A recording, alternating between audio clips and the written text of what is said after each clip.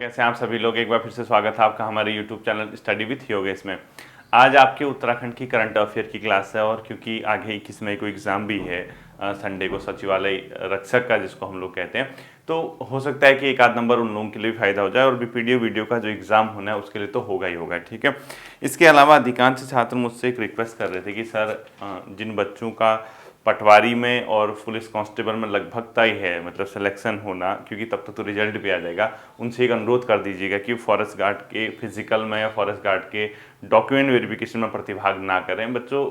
ये तो मैं कहूँगा ही कहूँगा। ठीक है, तो ऐसे जो भी छात्र हैं जिनको ये लगता है कि उनको पटवारी में हो जाएगा, वो तो रिजल्ट दिख जाएगा, ठीक है, हो ही जाएगा वो, या पुलिस कांस्टेबल में, तो उन लोगों से अनुरोध है कि आप लोग स्किप कर दीजिएगा फॉरेस्ट गार्ड का एग्जाम। ठीक है, यानी जो आगे का चरण है जब तक अगर आपका फाइनल हो जाता है तो, क्योंकि आपकी वजह से किसी दूसरे का करियर बन जाएगा, यानी किसी के जो इतना मतलब वो है स्ट्रगल जो कर रहा है या कोई भी स्ट्रगल कर रहा है, किसी और को आपकी वजह से जॉब मिल जाएगी। ये वाला शौक मत पालना कि मुझे ज्वाइनिंग दिखानी है, मतलब ज्वाइनिंग क्या, मुझे एडमिट का वो दिखाने, क्या ज्वाइनिंग लेटर दिखाने की, मुझे यहाँ भी सिलेक्शन मिला, मुझे यहाँ भी सिलेक्शन मिला, मुझे यहाँ भी सिलेक्शन मिला।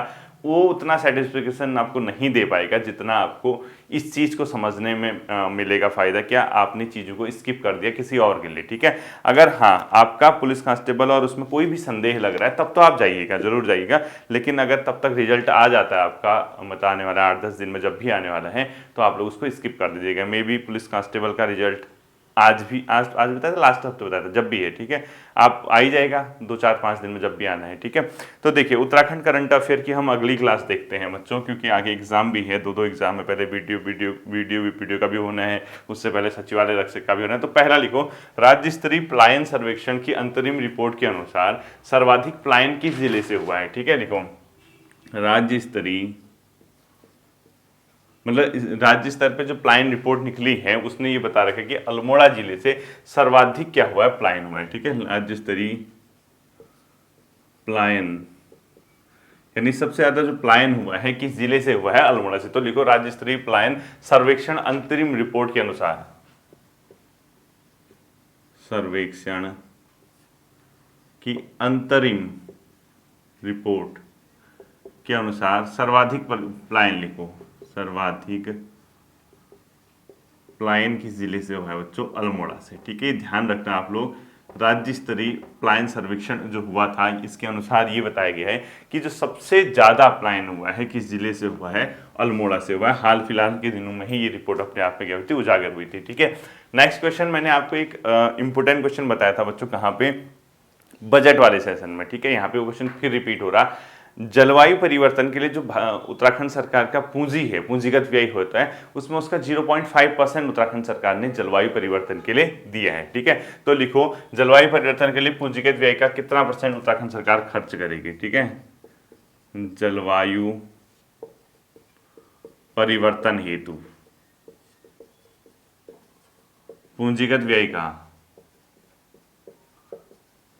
पूंजीगत व्यय का खर्च कितना करेगी, 0.5%। अब देखो आप कहोगे ये क्या होता है, देखो सरकार के अलग अलग खर्चे होते हैं बच्चों, एक पूंजीगत खर्च होता है, राजस्व खर्च होता है, ये मतलब सब टाइप के होते हैं। ठीक है, ये पूंजीगत व्यय क्या होता है, एक ऐसा एक्सपेंडिचर जो आपको सडनली देना पड़े, बहुत अमाउंट में देना पड़े। और दूसरे एक्सपेंडिचर होता है जैसे रेवेन्यू एक्सपेंडिचर है, वो क्या होगा, टुकड़े टुकड़ों में आप देते रहोगे। ठीक है, जैसे आपने कोई मकान जो है खरीदा, मतलब उस पर जो खर्च कर दिया, तो आपको सडनली पैसा देना पड़ा, तो पूंजीगत व्यय हो गया। ठीक है, लेकिन अगर आप कहीं पे किराया दे रहे हैं किसी को, तो आप वो टुकड़े टुकड़ों में दे रहे हो, फिर वो कौन सा व्यय हो गया, राजस्व, रेवेन्यू वैल्यू। ठीक है, तो इस टाइप से अभी तो छोड़ दीजिए इस चीज को, आप सिर्फ ये चीज समझिए कि ये कितना % इसमें खर्च किया गया। अगला लिखो, इसरो ने जो बच्चों हाल फिलहाल में एक रिपोर्ट निकाली थी, Indian space research organisation, ISRO की एक रिपोर्ट निकली थी, उसमें 2 जिले ऐसे थे जिनमें सर्वाधिक भूस्खलन का खतरा बताया गया। आपका ये क्वेश्चन आना तय है। ठीक है, लिखो इसरो रिपोर्ट के अनुसार सर्वाधिक भूस्खलन जो है किन जिलों में है, रुद्रप्रयाग और टिहरी में। ठीक है, सर्वाधिक भूस्खलन से संभावित खतरा, सर्वाधिक भूस्खलन, लैंडस्लाइड का खतरा। ठीक है, पूरे देश में वो भी का खतरा, ये कहाँ बताया गया, एक तो रुद्रप्रयाग में, दूसरा टिहरी जिले में। ठीक है, प्लस टिहरी। ये क्वेश्चन आना आपका लगभग तय है, कभी ना कभी ये क्वेश्चन आ जाएगा कि किस जिले में सर्वाधिक ये बताया गया है, इसका खतरा बताया गया है। अगला लिखो आप लोग, 13वीं राष्ट्रीय सीनियर महिला बॉडी बिल्डिंग में गोल्ड पदक किसने जीता है? देखो 13वीं राष्ट्रीय नेशनल लेवल महिला बॉडी बिल्डिंग में, ठीक है, जो बॉडी बिल्डिंग वाले होते हैं, तो लिखो बॉडी बिल्डिंग में गोल्ड पदक किसने जीता है? ठीक है, लिखो मैं स्वर्ण पदक। ये भी अपने आप में खेल होता है बच्चों, ठीक है। स्वर्ण पदक जीतने वाली उत्तराखंड की महिला कौन है? क्योंकि नेशनल लेवल का अवार्ड है महिला, ठीक है, नेशनल लेवल का अवार्ड है, तो ये आपको ध्यान रखना होगा। ये है बच्चों प्रतिभा थपलियाल जी, ठीक है, लिखो प्रतिभा थपलियाल, प्रतिभा थपलियाल जी, ठीक है। अब देखो अभी तक जो आने वाला क्वेश्चन है, एक ये और एक ये दो क्वेश्चन बहुत ज़्यादा क्या है इंपॉर्टेंट, और तीसरा क्वेश्चन ये भी बहुत इंपॉर्टेंट है। इन तीनों में से संभावित है कि कोई ना कोई क्वेश्चन आपको दिखेगा, ठीक है। अगला लिखो, जो मानसी नेगी है उनका संबंध किस जिले से है? मानसी नेगी, इनका संबंध है बच्चों चमोली से, ठीक है। अब आपको पता होगा इन्होंने जो रेस वॉक होती है उसमें इनको क्या मिला? गोल्ड मेडल मिला हाल ही में, ठीक है। रेस वॉक में स्वर्ण पदक इन्होंने जीता था। ये तमिलनाडु कहीं साउथ में आयोजित एक प्रोग्राम था उसमें, ठीक है। अगला लिखो, प्रस्तावित स्पोर्ट्स स्टेडियम जो बनेगा वो कहाँ पर बनने की बात कही? अब ये जो स्टेडियम की बात कही सिर्फ प्रस्तावित है, ठीक है, अभी कोई इसका पक्का नहीं कि कहाँ बनेगा। प्रस्तावित खेल विश्वविद्यालय,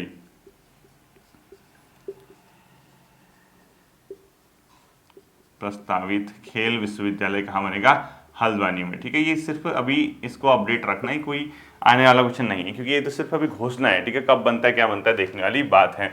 अगला लिखो, परमजीत बिष्ट का संबंध किस खेल से है? मतलब किस चीज से है, किस एथलीट है, ठीक है। परमजीत बिष्ट ये भी रेस वॉक वाले हैं, जैसे मानसी नेगी है ना वैसे ही रेस वॉक कर दो इसको, ठीक है। परमजीत बिष्ट से संबंधित है रेस वॉक। अगला लिखो, 7वीं वार्षिक उद्यमिता शिखर सम्मेलन का आयोजन कहाँ पर किया गया? लिखो 7वीं वार्षिक उद्यमिता शिखर सम्मेलन का आयोजन किस जगह पे किया गया हाल ही में? तो ये क्या पता, ये क्वेश्चन भी आपसे पूछा जा सकता है, ठीक है। लिखो 7th राष्ट्रीय उद्यमिता, ठीक है, सम्मेलन, क्या लिखोगे? 7th वार्षिक उद्यमिता सम्मेलन लिखो, वार्षिक उद्यमिता शिखर सम्मेलन,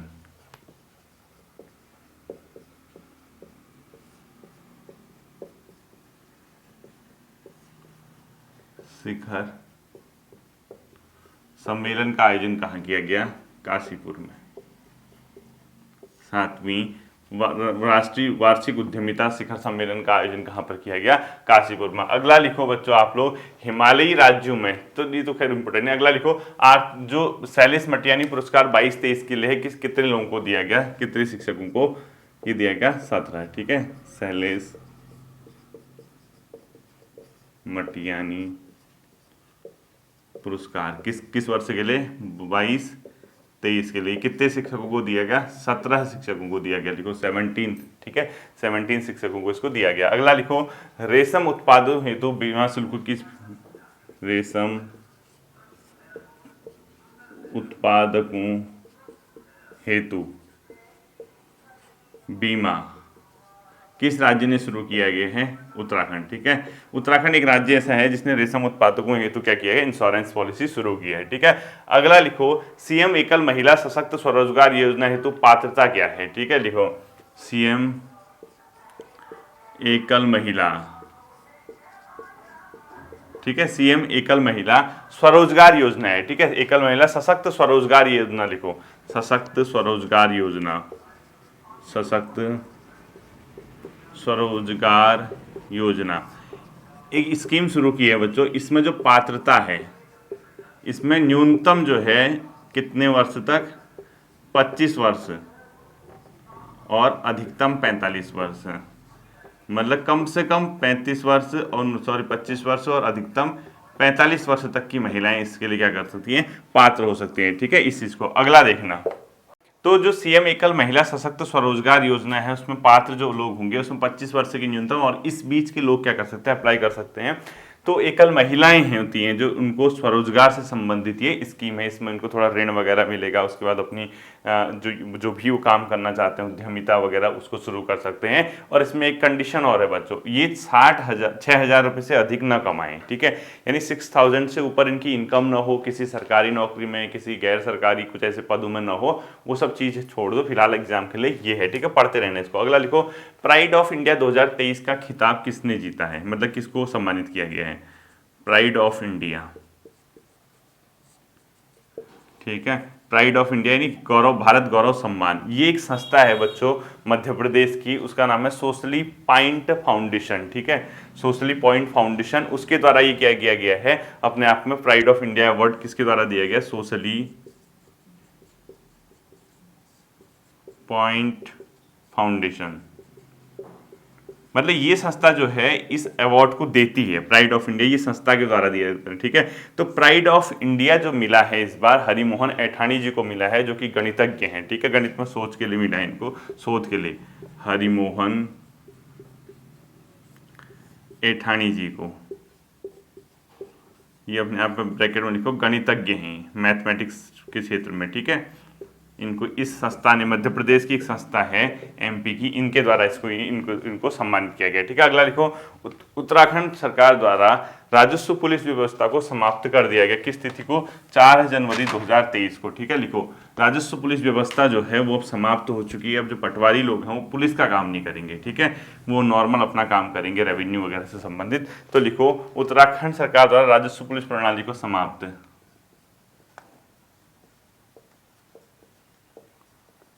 द्वारा राजस्व पुलिस प्रणाली समाप्त, कब, 4 जनवरी 2023 को, ठीक है, 4 जनवरी 2023 को इसको समाप्त कर दिया गया है। अगला लिखो आप लोग यहाँ पे, आभा आईडी बनाने में टॉप किस जिले ने किया है, ठीक है, लिखो, आभा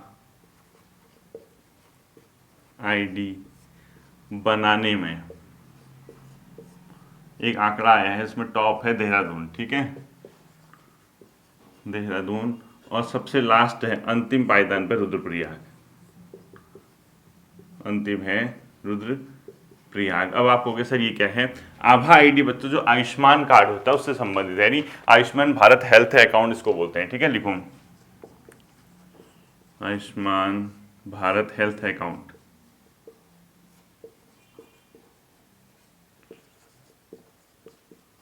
आयुष्मान भारत हेल्थ अकाउंट से संबंधित है आभा आईडी में, ठीक है। अगला लिखो आप लोग, 38वें राष्ट्रीय खेलों का आयोजन कहाँ किया जाएगा, उत्तराखंड में, 38वें राष्ट्रीय खेलों का आयोजन कहाँ पर किया जाएगा, उत्तराखंड में किया जाएगा, ये भी आप लोगों को क्या करना है बच्चों, ध्यान में रखना है, ठीक है, इंपॉर्टेंट क्वेश्चन बनेगा आपका। अगला लिखो, राष्ट्रीय महत्व का स्मारक घोषित किसको किया गया है, या किससे मतलब अनापत्ति मारी गई, ठीक है, ऐसे लिखो, राष्ट्रीय महत्व का स्मारक घोषित करने का प्रस्ताव, ये कंप्लीट हो जाएगा तो ध्यान रखना है, ठीक है, इसको घोषित करने का प्रस्ताव जो हुआ है बच्चों तुंगनाथ मंदिर को हुआ है, ठीक है, तुंगनाथ मंदिर को हाल ही में राष्ट्रीय महत्व का जो स्मारक है उसको घोषित करने का प्रस्ताव चला है। ये तुंगनाथ मंदिर कहाँ है, रुद्रप्रयाग जिले में, ठीक है, ध्यान रखना। और क्या है इसकी विशेषता, सर्वाधिक ऊंचाई पर स्थित क्या है मंदिर है, सर्वाधिक ऊंचाई पर स्थित उत्तराखंड का मंदिर जो कि समुद्र तल से, ठीक है, स्थित मंदिर है, ठीक है, सर्वाधिक ऊंचाई पर स्थित मंदिर तुंगनाथ मंदिर, इसको राष्ट्रीय महत्व का स्मारक घोषित करने की प्रक्रिया चली है, ठीक है। अब देखो, हाल ही में बच्चों एक स्कीम केंद्र सरकार के द्वारा बोली गई, उसको बोला गया वाइब्रेंट योजना। अब वाइब्रेंट योजना जो है बच्चों, इसके बारे में उत्तराखंड सरकार ने भी 1-2 समीक्षा बैठक कर ली है। तो वाइब्रेंट योजना का संबंध किस चीज से है, इस तरीके से कुछ क्वेश्चन पूछ सकता है, ठीक है, लिखो, वाइब्रेंट योजना का संबंध, जो वाइब्रेंट योजना है बच्चों वो बेसिकली क्या है, जो चीन की सीमा से लगे हुए गांव हैं, यानी सीमांत गांव जिसको बोल सकते हैं, उन गांवों का आधारभूत संरचना डेवलप करने के लिए, इंफ्रास्ट्रक्चर लाइक सड़क, बिजली, पानी, जो बेसिक चीजें होती हैं, ठीक है, उन चीजों के डेवलप के लिए, ठीक है, लिखो, चीन से लगे गांव चीन से लगे गांव का, यानी चीन से जो भी गांव लगे हैं उनका इंफ्रास्ट्रक्चर डेवलप करने से, ठीक है, गांव का आधारभूत संरचना विकसित करने से संबंधित, ठीक है, आधारभूत संरचना विकसित करने से संबंधित ये है वाइब्रेंट योजना। अगला लिखो आप लोग, अंतर्राष्ट्रीय साहित्य भूषण सम्मान से हाल ही में किसको सम्मानित किया गया, ठीक है, लिखो अंतर्राष्ट्रीय साहित्य भूषण सम्मान, अंतर्राष्ट्रीय साहित्य भूषण सम्मान, इस चीज से किसको सम्मानित किया गया अंतर्राष्ट्रीय साहित्य भूषण सम्मान से, ये किया गया बच्चों रमेश पोखरियाल निशंक जी को, ठीक है, लिखो रमेश पोखरियाल निशंक जी को, ठीक है, इनकी रचना के लिए, इनको मतलब इनके साहित्य में योगदान के लिए रमेश पोखरियाल निशंक जी को ये सम्मान दिया गया है। और ये दिया गया बच्चों हिंदी यूनिवर्स फाउंडेशन नीदरलैंड के द्वारा, किसके द्वारा दिया गया है, हिंदी यूनिवर्स फाउंडेशन नीदरलैंड के द्वारा, हिंदी यूनिवर्स फाउंडेशन नीदरलैंड, इनके द्वारा क्या किया गया, सम्मानित किया गया, ठीक है। अगला क्वेश्चन लिख लीजिए आप लोग, राष्ट्रीय श्री अन्न महोत्सव कहां पर आयोजित किया गया हाल ही में, ठीक है, राष्ट्रीय श्री अन्न महोत्सव, अन्न महोत्सव, ठीक है, ये किया गया है बच्चों देहरादून में, ठीक है, ये कहां पर किया गया है इसका आयोजन, ये देहरादून में किया गया। इस चीज को आप लोग क्या करोगे, ध्यान में रखोगे, राष्ट्रीय श्री अन्न महोत्सव, ठीक है, कहां पर आयोजित किया गया, देहरादून में किया गया। और इसमें एक चीज याद रखना, जो मिनेट होते हैं ना, जो मोटा अनाज होता है, उससे संबंधित अलग अलग राज्यों के स्टॉल यहाँ पे लगाए गए थे, ठीक है। अगला लिखो, पहले जीआई बोर्ड बनाने की तैयारी किस राज्य में की जा रही है, ठीक है, देश के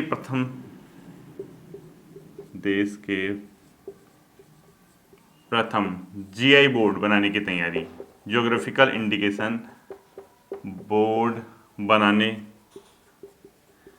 का प्रस्ताव लिख लो, या जैसे भी लिख लो, ठीक है, का प्रस्ताव, ये कहाँ पे हुआ है, उत्तराखंड में, ठीक है, अभी हाल ही में इसकी घोषणा हुई है। ये था बच्चों आपका। अब देखिए यहाँ तक का करंट अफेयर, यानी आप मान के चलिए इसके नीचे एक चीज नोट कर लीजिए आप लोग, जहाँ पे आपकी कॉपी है ना, तो इसके नीचे आप एक चीज नोट कर लीजिए, 15 मई आप, क्योंकि नेक्स्ट टाइम पे जब मैं उत्तराखंड की करंट अफेयर वगैरह पढ़ाऊंगा ना, इसी से आगे को मैं आपको इसको लेके चलूंगा, इसी कॉपी के जस्ट नीचे पे लिख लीजिए 15 मई तक का उत्तराखंड कंप्लीट है। यानी आप उत्तराखंड करंट अफेयर अगर जितना मैंने कराया हुआ है इस 2023 में, 4-5 वीडियो जितने आई हैं, वो उससे बाहर नहीं पूछने वाले। तो अब आप क्या करोगे, जैसे बेसिकली आपके एग्जाम क्योंकि जुलाई में होगा आपका, तो जून जुलाई 1.5 महीना लगभग बचा हुआ है, तो यहां तक ही आपको बेसिकली करंट अफेयर देखनी है। अब हम क्या करेंगे, जून एंड में एक वीडियो उत्तराखंड करंट अफेयर की कंपाइल वीडियो बना दूंगा। यानी उसमें क्या करूंगा मैं, आपका जैसे एक चीज है उत्तराखंड के करंट अफेयर, तो जनवरी 2023 है या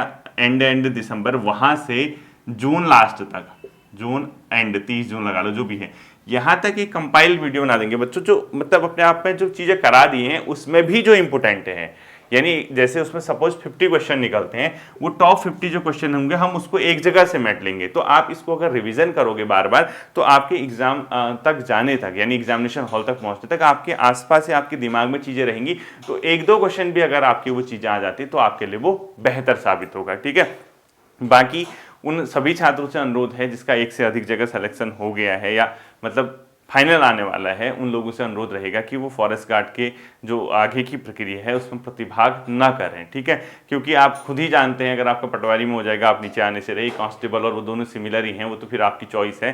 बट मुझे लगता नहीं है कि कांस्टेबल क्यों छोड़ना चाहिए, ठीक है। कांस्टेबल ठीक है, अगर आपके कांस्टेबल में हो जाता है तो इस चीज़ को आप लोग ध्यान रखिएगा और आप अपनी पढ़ाई को निरंतर जारी रखिएगा, ठीक है, छोड़ना नहीं है इस चीज़ को। फिर मिलता है अगले सेशन पर, अपना ध्यान रखिएगा। Thank you.